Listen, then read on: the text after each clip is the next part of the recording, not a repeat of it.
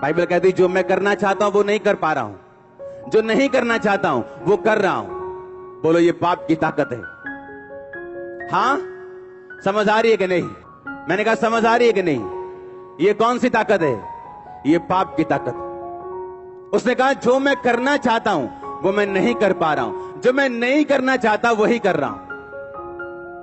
इसका मतलब शैतान जानता है कि अगर उसने आपको युद्ध लड़ने दिया और जीतने दिया, उसकी ग्रिप आपसे छूटेगी। उसके सिम्टम्स, उसके दी हुई सारे बोरिया बिस्तरे जो आपको दिए हैं, जब आते हैं ना, जब रिश्तेदार आते हैं तो सामान लेके आते हैं, साथ कपड़े लेके आते कि नहीं आते? जब शैतान आता है वो बीमारियां लेके आता है, कलेश लेके आता है, असंतुष्टि लेके आता है। और जब ये जाता है अपने बोरिया बिस्तरा बांध के साथ लेके जाता है। लेकिन ये जाता कैसे, ये सोचने वाली बात। बाइबल कहती जब दाऊद लड़ा या कोई भी परमेश्वर का दास लड़ा पुराने नियम में तो उसको आशीष मिली। अब नए नियम में परमेश्वर कहता अब तुम्हारी लड़ाई जो है वो शरीर के साथ नहीं, किसी मिशन के साथ नहीं, किसी संगठन के साथ नहीं है जो तुम्हारा विरोध करता है। तुम्हारी लड़ाई अब शैतान के साथ है। और जब आप शैतान से लड़ेंगे तब तक आप जीतेंगे और तब तक ब्लेसिंग्स आपको फॉलो करेंगे। आपकी लाइफ की कुछ आशीषें ऐसी हैं, अगर आप पाप छोड़ दें, सर्टन टाइप की आशीष आपकी लाइफ में बिना प्रेयर के आ जाएगी जब आप अपने शरीर पर फतह पालेंगे। परमेश्वर ने कहा, जब चेलों ने पूछा हम ये दुष्ट आत्मा क्यों नहीं निकाल सके, हम ये हीलिंग क्यों नहीं कर सके, उसने कहा ये हीलिंग वही कर सकते हैं जो प्रार्थना और उपवास में रहते हैं। क्योंकि जब आप प्रेयर में और उपवास में रहेंगे आप अपने शरीर पर काबू कर लेंगे। मैंने लोगों को देखा जो वो नहीं करना चाहते वो करते हैं, जो वो करना चाहते वो कर नहीं पाते। दिल करता है सेवा करने का, कर नहीं पाते, क्योंकि उनके ऊपर सिन की पावर है, पाप की पावर ने उन पे कब्जा की है। और पाप की पावर को तोड़ने के लिए आपको फास्टिंग करनी पड़ती है, आपको प्रेयर करनी पड़ती है, आपको और फास्टिंग और प्रेयर और फास्टिंग और प्रेयर, जब तक आप उस पाप पर कब्जा नहीं कर लेते और उसे हरा नहीं देते। और उसके बाद जीत श्योर है जो परमेश्वर ने आपके लिए रखी हुई है। अगर आमीन ऊंचा, ये आशीष आपकी ही। हालेलुया, जोर से बोलो हालेलुया, जोर से ऊंची आवाज में बोलो हालेलुया। आज सिन पावर आपकी लाइफ से टूटने वाली है और यीशु मसीह के नाम में आप रिलीज होने वाले हो, और यीशु मसीह के नाम में प्रार्थना में आप रिलीज होने वाले हो, फास्टिंग में आप रिलीज होने वाले हो। आमीन ऊंचा, आशीष ऊंची। मैंने कहा आमीन ऊंचा, आशीष ऊंची। हालेलुया, जोर से बोलो हालेलुया। आपको ध्यान से आज का वचन समझना है। अगर आप लड़ेंगे नहीं आप जीतेंगे नहीं, और अगर आप लड़ना चाहते हो आपको आपके पाप से और शरीर के कामों से आजाद होना पड़ेगा। आमीन। जब आप अपनी बुलाहट के अनुसार लड़ेंगे, वो व्यभिचार हो सकता है जिससे आपकी लड़ाई हो, गंदा देखना हो सकता है जो आपकी कमजोरी हो, टीवी हो सकता है, झूठ बोलना हो सकता है, पैसा हो सकता है, चोरी हो सकता है, गंदगी हो सकता है, गंदे दोस्त हो सकते हैं। ये आपकी रुकावट है लड़ने में, ये आपको इनइफेक्टिव, ये आपको ऐसा हथियार बनाती जो धोत है, जिसकी धार कमजोर है। और जब धार कमजोर होगी पेड़ कटने में टाइम लगेगा, जोर ज्यादा लगेगा। जो काम दूसरा बंदा आराम से कर रहा है वो आपको हैवी लगेगा। आप कुछ पापों के ऊपर फतह पा लेंगे, परमेश्वर कुछ ब्लेसिंग्स, चर्च ग्रोथ, ऐसी चीजें जो लोग मांगते मिलती नहीं, आपकी लाइफ में रिलीज करता है उनको। वो फाइनेंशियल ब्लेसिंग हो, वो कोई भी ब्लेसिंग क्यों ना हो, जब जब आप परमेश्वर की ओर बढ़ेंगे और अपने पाप के ऊपर फतह पाएंगे, वो आपकी लाइफ में आने वाली हैं। कुछ ब्लेसिंग्स ऐसी हैं, जब तक आप अपने पापों के ऊपर फतह नहीं पाते, वो आपकी लाइफ में एंटर नहीं करती। हालेलुया। जो सिन पावर है वो आपको एक्चुअल में रोकती है अगले लेवल पे जाने से। वो फाइनेंस का हो, लाइफ का हो, शांति का हो। आपके परिवार में कुछ कलेश ऐसे हैं, जब तक आप नहीं सुधरेंगे वो कभी नहीं जाएंगे। आपके फैमिली के कुछ ट्रबल ऐसे हैं, जब तक आप नहीं सुधरेंगे, आप लाख समझा के देख लो, बूढ़े बुजुर्ग समझा के देख लो, वो नहीं जाएंगे।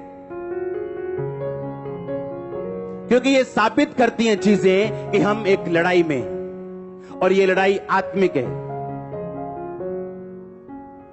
हालेलुया।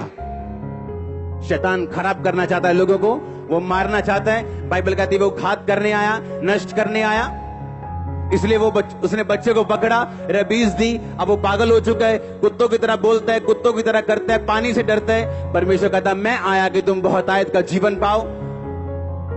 क्रूसेड अटेंड करते हैं, दुष्ट आत्मा जाती, घर जाता है बिल्कुल हील। एक दिन चेक करते हैं, 2 दिन चेक करते हैं, क्रूसेड पे गवाही देते हैं। आज 6 महीने बाद फिर गवाही देने आए।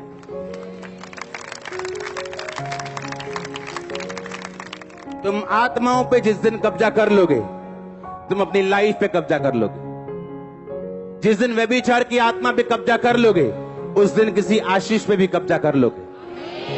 जिस दिन चोरी की आत्मा पे कब्जा कर लोगे, उस दिन आशीष के ऊपर भी कब्जा कर लोगे। इसीलिए शैतान भरमाता है इन लल्लू लोगों को। हाँ, जब मुझे मालूम पड़ता है ये फलाना व्यभिचार में, ये वाला वर्कर व्यभिचार में, मुझे हंसी आती। मैंने कहा क्या कर रहे हो तुम अपना नुकसान कर रहे हो, तुम्हें मालूम नहीं, अभी तुम्हें बाद में मालूम होगा। बाइबल कहती ऐसा नहीं हो सकता कि तुम अपने छाती पे अंगारे रख लो और तुम जलो ना। इसका परिणाम नाक दोना सा कड़वा होगा। और बाइबल कहती व्यभिचारी बंदे की बेइज्जती जब तक वो धरती पे जिएगा कभी मिटेगी नहीं।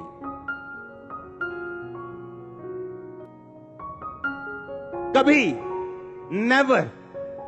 आज सैमसंग बोलो तो क्या याद आता है? व्यभिचार, दलीला आती है कि नहीं?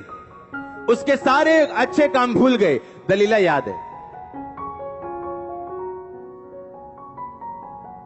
हालेलुया। जिंदगी आत्मिक है, बोलो पड़ोसी को ध्यान से कान में खोल के। आमीन। दाऊद अच्छा भला था, बाइबल कहती है उसको शत्रुओं से विश्राम मिला। अपनी से इतना विश्राम मिला कि अब उसे लड़ने जाने की भी जरूरत नहीं थी।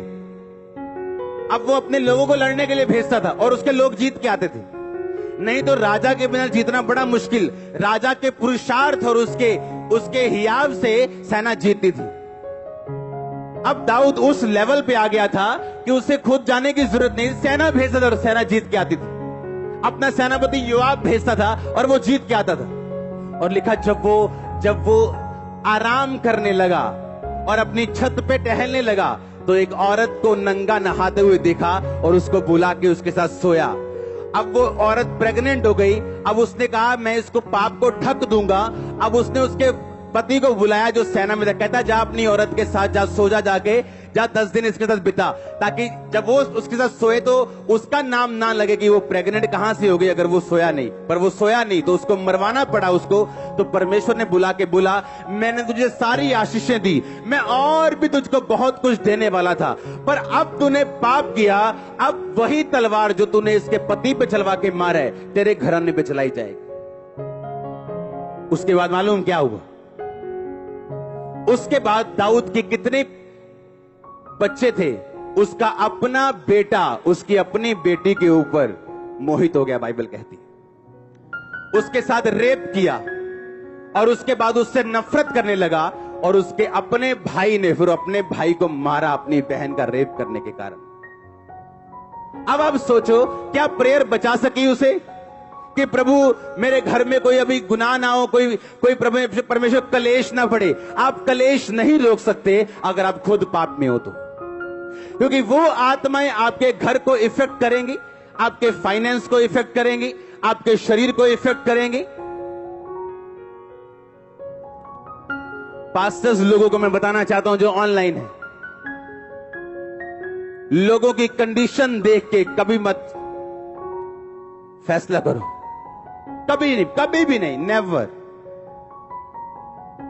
ऐसे लोग हैं जो मैंने गाते हुए देखे क्वायर में, और आगे आगे बोलेंगे पापा जी मेरे थायराइड है, और बाद में मालूम होता है इनकी फ्रेंडशिप थी यहीं पे किसी के साथ, और पापा प्रेयर कर रहे थायराइड पे।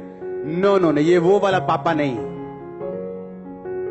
हालेलुया, जिसकी आंखें बंद हो।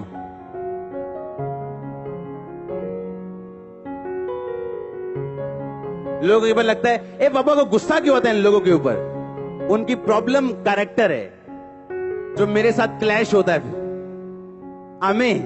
प्रॉब्लम काम नहीं है, कैरेक्टर है। जब एक बुरे कैरेक्टर वाला बंदा आपके आसपास काम करेगा, आपकी स्पिरिट बेचैन होगी, आपको मालूम है कुछ रॉन्ग हो रहा है, जो मैं चाहता हूं वो हो नहीं रहा। क्योंकि कमिटेड लोग चाहिए मिनिस्ट्री में, सेवा में, प्रभु के कामों के लिए, निर्दोषता में जिन्होंने हाथ धोए हों, जिनके काम निर्दोष और हृदय शुद्ध हो, लेकिन वही परमेश्वर को देख पाएगा। आमीन। और अब बाइबल कहती है जिस भाई ने अपने भाई को मारा, फिर वो अपने बाप के खिलाफ खड़ा हो गया। ओ उधर चर्च के गेट साइड पे खड़ा हो गया कहीं, और सबको बोलने लगा यार पापा तो मिलते ही नहीं किसी नू, मैं तो केस करूंगा सॉल्व। और लिखा अबशालोम ने ऐसा बोल बोल के सबको अपनी ओर कर लिया। दाऊद को वहां से भागना पड़ा। कारण विरोध नहीं था, कारण यह था दाऊद ये बात जानता था, इसलिए उसने परमेश्वर के सामने कंप्लेंट भी नहीं की मेरे साथ ऐसा क्यों हो रहा है, क्योंकि उसको पहले से बताया गया था तेरे इस पाप के कारण तुझे ये भोगना पड़ेगा। तो माफ तो हो चुका है, लेकिन माफी का मतलब ये नहीं है कि तू 100वीं पौड़ी से गिरे, माफी मांगे, माफ कर दिया जाएगा, लेकिन 100वीं पौड़ी पे दोबारा तुम्हें रखा नहीं जाएगा, तुझे फिर 1 2 3 से शुरू करना पड़ेगा। और जब तक उसके पाप का कोर्स, उसकी सजा का पूरा नहीं हुआ, वो वापिस यरूशलेम को नहीं आया। नंगे पांव पहाड़ों पे जाता रहा, नंगे पांव उसी तरह जैसे बचपन जवानी में नंगे पांव घूमता था, वैसे ही कर दिया गया शैतान के चक्कर में फंस के।